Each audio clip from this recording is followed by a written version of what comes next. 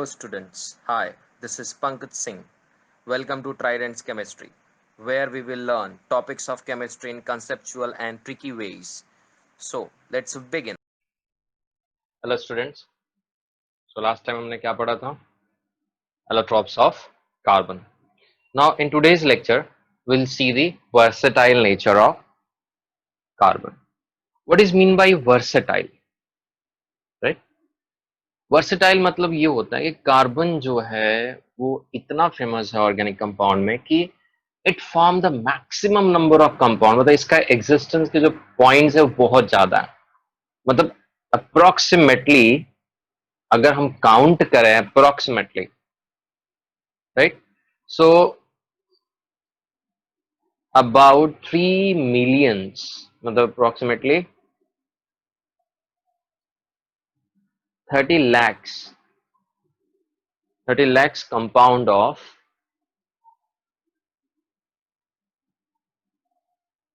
carbon are known, right? What does it mean? इसका मतलब ये है कि कार्बन मैक्सिमम लोगों के साथ कंबाइन हो सकता है because of its nature. Which nature? Versatile nature. Why versatile nature? What are the different versatile nature? We should know this. It is very important to understand why the carbon are versatile in nature, because वो multiple bond बना सकता है, because उसके पास चार balance होते हैं, because वो ring बना सकता है, ब्रांच बना सकता है, स्ट्रेट चेन बना सकता है, ये सारी चीजें हैं, बिकॉज वो खुद के साथ कनेक्ट हो सकता है, बिकॉज वो एक फॉर्मूला से दूसरे स्ट्रक्चर्स बना सकते हो. तो ऐसे बहुत सारे पॉइंट है जिसके थ्रू इसको इतने सारे कंपाउंड्स होना है, and that is why it is known as versatile. If I say any person is versatile nature, तो वो अपनी किसी भी सिचुएशन में वो अपने आप को ढाल सकता है, उस सिचुएशन के हिसाब से वो रह सकता है. In the same pattern, carbon is a kind of element which has a versatile nature. Okay, and the existence of such a large number of organic compound is due to the dissolve characteristics. So let us start with the first one that we already know is the catenation. That already we know is the catenation. What is mean by catenation? Now it is very important to know what do we understand by the catenation, a word called catenation. So can I say it is nothing but the self linking property. I'm not saying कि सिर्फ carbon ये property show करता है, sulphur भी show करता है, phosphorus भी show करता है, नाइट्रोजन बहुत कम शो करता है. तो ऐसी प्रॉपर्टीज और भी एलिमेंट्स की हैं, बट कार्बन का नेचर इसमें सबसे आगे है, सेल्फ लिंकिंग प्रॉपर्टी. ओके, तो if I want to write the definition, the property the property of forming bond property of forming bond with atoms of the same element, atoms of the same element is called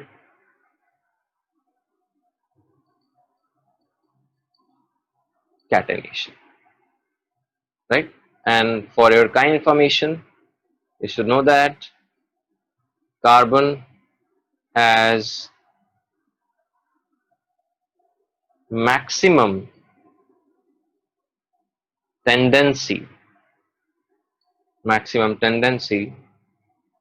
for catenation in periodic table. मतलब इतने सारे elements हैं, carbon की catenation form करने की जो tendency, self linking property है, वो सबसे ज्यादा है. And this is because of what reason? This is because of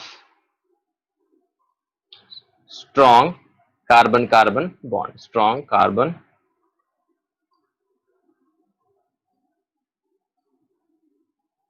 bonds. Understood, everyone? Okay, so let us talk about the catenation in detail. So when I say when two or more carbon atom or carbon atoms combines with one another, what they do, they form different types of chain. So let us see now in the next page कौन कौन से chain वो बना सकते हैं. सबसे पहला अगर मैं इमेजिन कर सकता हूं तो सबसे पहला I can say first what I can say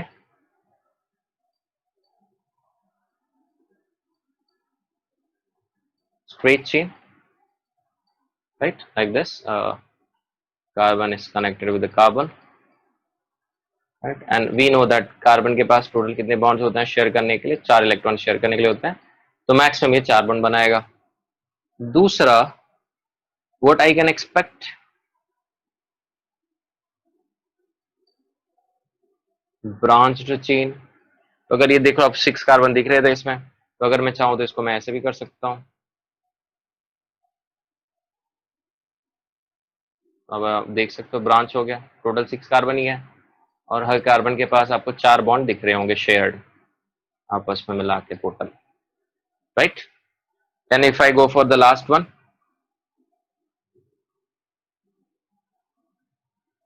third क्या हो जाएगा बच्चों, क्लोज्ड, और हम उसको क्या कहेंगे, रिंग चेन. तो अगर इसी 6 कार्बन को मैं ऐसे अरेंज कर दूं तो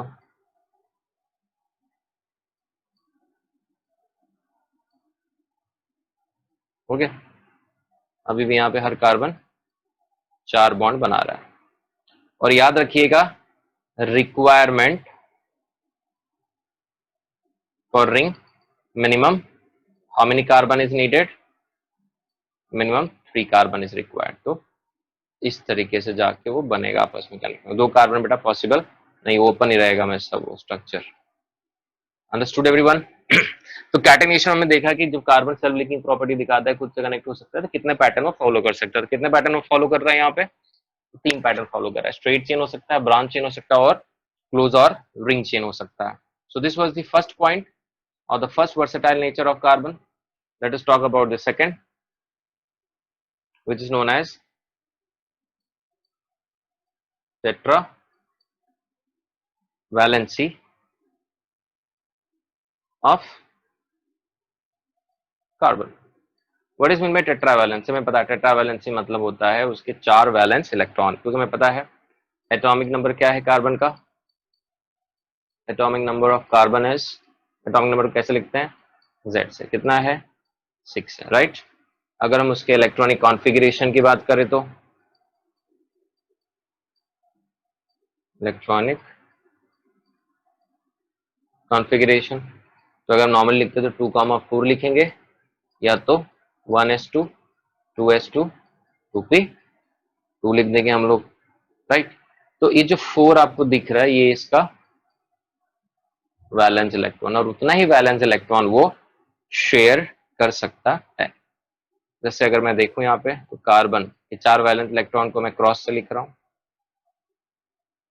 ओके.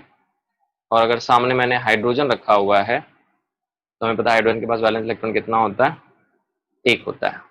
तो कितने कार्बन चाहिए हमें, 4 चाहिए. तो 1 हाइड्रोजन 1 डॉट, ऐसा कुछ इस तरीके से हो सकता है, राइट. तो ये कितने कोवेलेंट बॉन्ड बना रहे बेटा यहाँ पे, it is forming how many covalent bond, 1 2 3 4. मतलब अगर इसको हम देखेंगे तो structure will be like this, सारे कोवेलेंट बॉन्ड है क्योंकि ये किससे बना हुआ है, शेयरिंग से. So this proves that carbon is tetravalent in nature, correct. Now what is our third versatile nature of carbon, tendency to form, tendency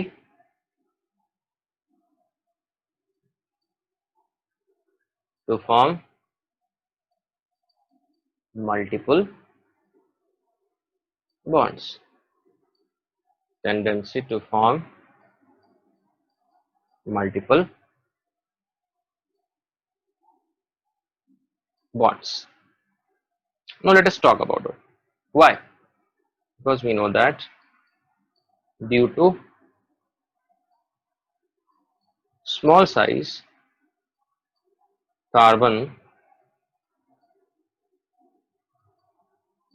can easily form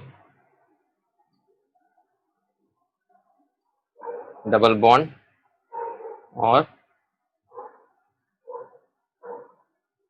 triple bond, which is also known as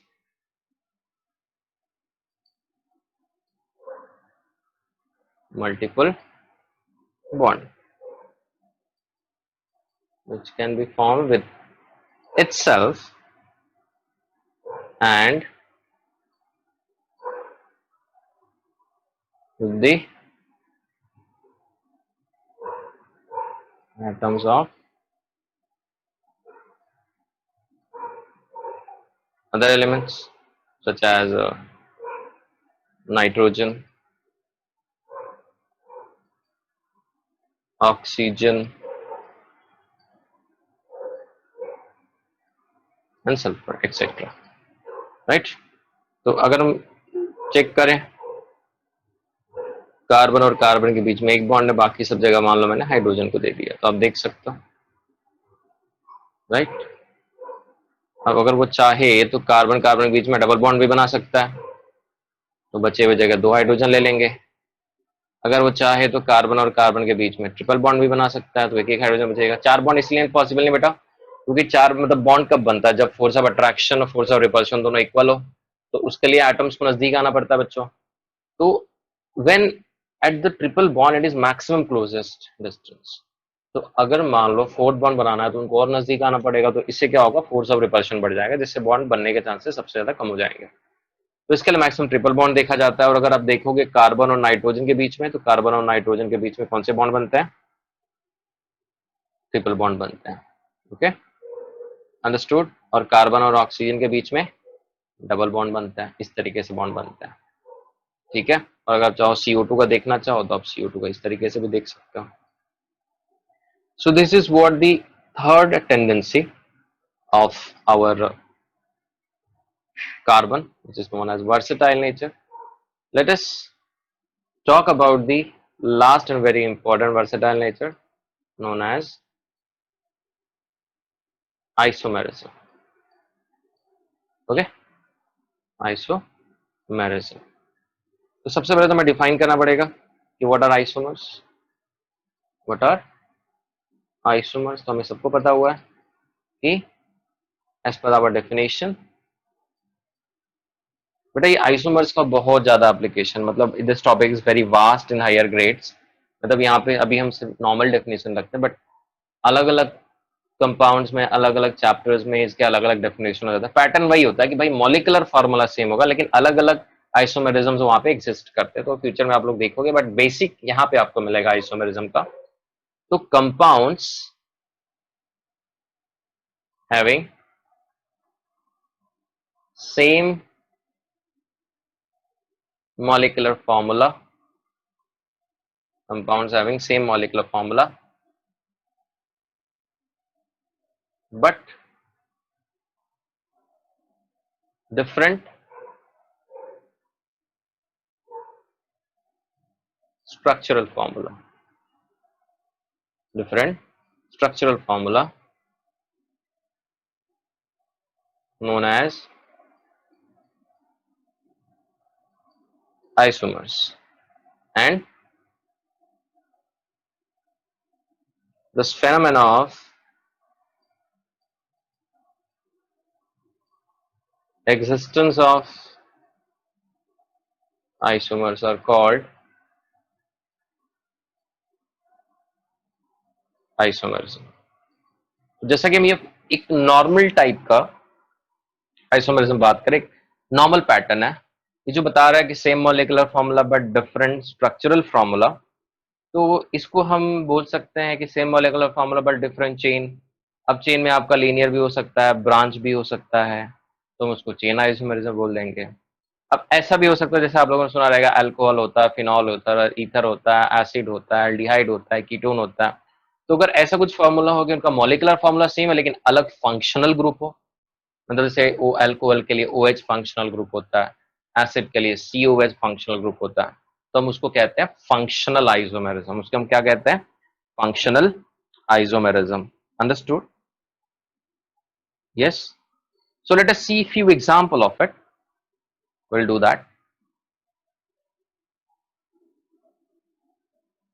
Example isomerism का, मान लो मेरे पास formula है एक alkene का C5H12, जिसको हम क्या कहते हैं? पेंटेड। इन फ्यूचर हम पढ़ेंगे ये सारी चीजें इन डिटेल में, और आज में पहले ये समझना है। तो इसको अगर मैं चाहूं तो मैं पहले तो मैं इसको इस तरीके से लिख सकता हूं। Okay, correct. फिर मैं अगर चाहूं तो एक कार्बन यहां अटैच कर सकता हूं, राइट? तो भी वही पैटर्न होगा नॉर्मल, दूसरा दिख रहा भी। फिर अगर मैं चाहूं तीसरा स्ट्रक्चर, तीन ऐसे रख दूं, एक ऊपर रख दूं, एक नीचे रख दूं। अंडरस्टूड? ये सुनो। So I got the three patterns. I got the three patterns. For your exam, for your का information याद रखो, जब ऐसे कार्बन और तीन हाइड्रोजन के साथ कनेक्टेड हो तो हम इसको क्या कहते हैं? इथाइल। क्योंकि चार रहेगा तो मीथेन कहेंगे, करेक्ट? CH4 को हम मीथेन कहते हैं तो CH3 को मिथाइल कहेंगे। तो अब जो बाकी जगह बचा है बच्चों, उसकी जगह आपको हाइड्रोजन रखना है अभी यहाँ पे। H H H H। सारे एग्जाम्पल में अगर आप देखोगे सबका number of hydrogen, number of carbon क्या आने वाला है? सेम है।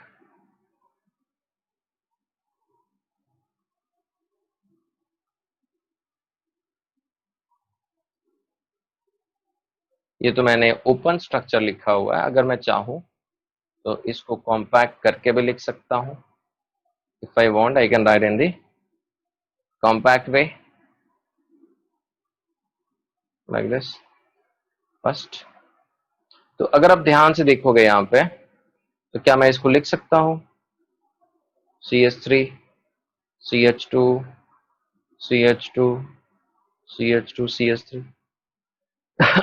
क्या मैं इसको लिख सकता हूं? CH3 CH CH3 CH2 CH3। क्या मैं इसको लिख सकता हूं? CH3 CH3 CH3 CH3। है ना, सेम ही स्ट्रक्चर है। बेटा याद रखना, जब ये स्ट्रेट चेन होता है तो हम प्रीफिक्स यूज करते हैं N, तो ये हो गया N पेंटेन। अब स्ट्रेट में जाते वक्त अगर मान लो ये पहला कार्बन, ये दूसरा, ठीक है, तीसरा, ये चौथा, इधर से आएंगे तो ये तीसरा पड़ जाएगा। तो हमें ऐसे साइड से देख जाना है जहां पे हमें ब्रांचेस जल्दी मिले। तो अगर आप देख सकते हो तो सेकेंड कार्बन पे एक मिथाइल ग्रुप है, तो जब सेकेंड कार्बन पे एक मिथाइल ग्रुप होता है हम उसको क्या टर्म यूज कर सकते हैं? Prefix iso. तो ये हो जाएगा बेटा आपका आइसोपेंटेन। अब अगर आप देख सकते हो 1 2 3, सेकेंड कार्बन पे दो मिथाइल ग्रुप है, बरोबर है, हम यूज करते हैं वर्ड न्यूपेंटेन।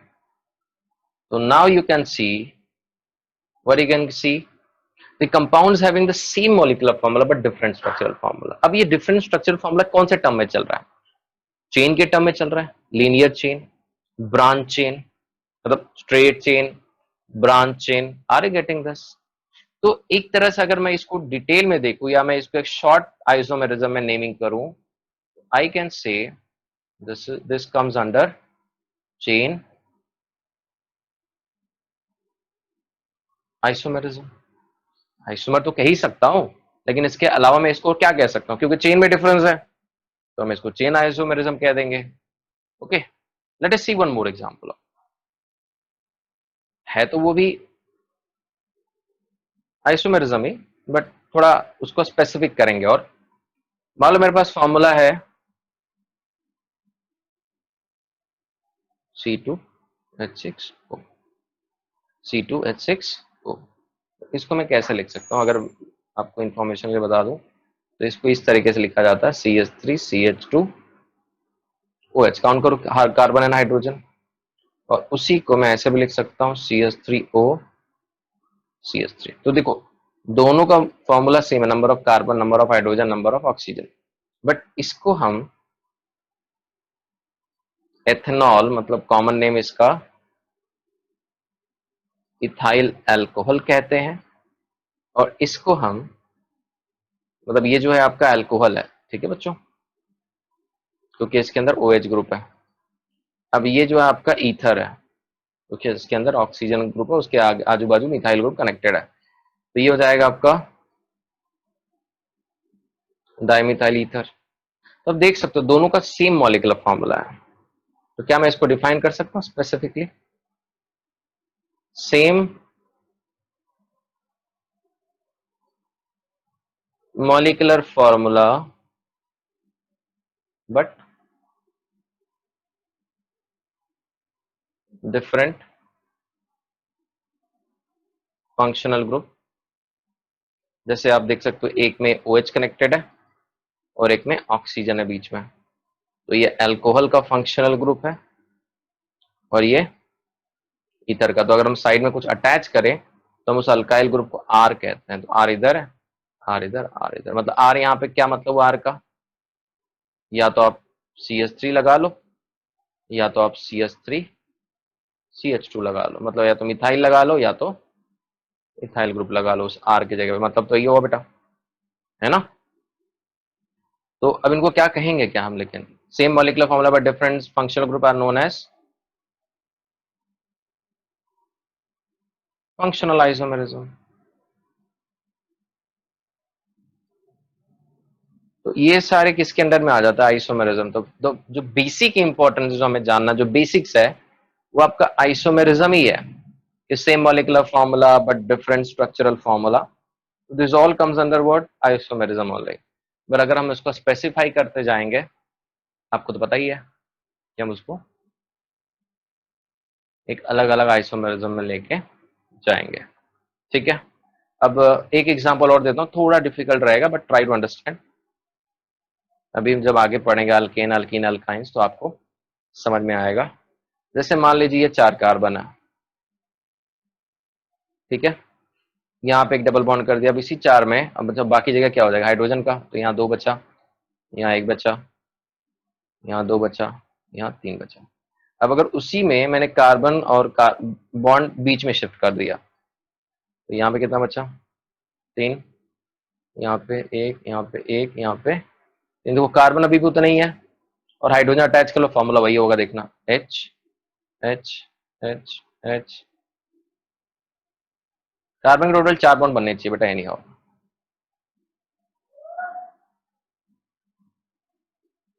तो क्या फॉर्मूला बन रहा है बेटा इसका? C4 1 2 3 4 5 6 7 8, right, H8। ये किसका नाम है? ये ब्यूटीन है। तो आप देख सकते हो, अगर मैं यहाँ पे नंबरिंग करूँ 1 2 3 4, इधर से नंबरिंग नहीं करें बिकॉज डबल बॉन्ड का पोजीशन का लोवेस्ट नंबर आना चाहिए, मतलब प्रायोरिटी ज्यादा मिलना चाहिए। अब जैसे यहाँ पे करो 1 2 3, हर साइड से करोगे 2 ही आएगा, है ना, तो उससे कुछ फर्क नहीं पड़ता। तो मैं नाम लिखता हूँ बेटा पहले, तो समझेगा। इसका नाम है 1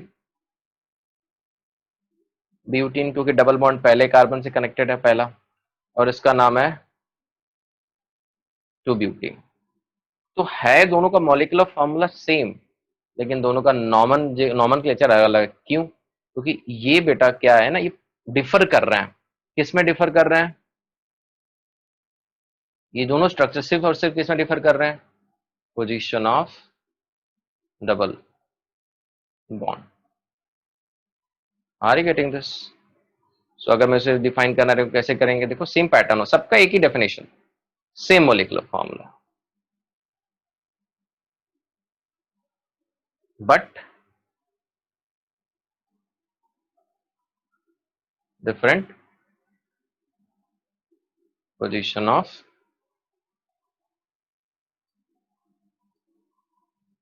double bond, known as position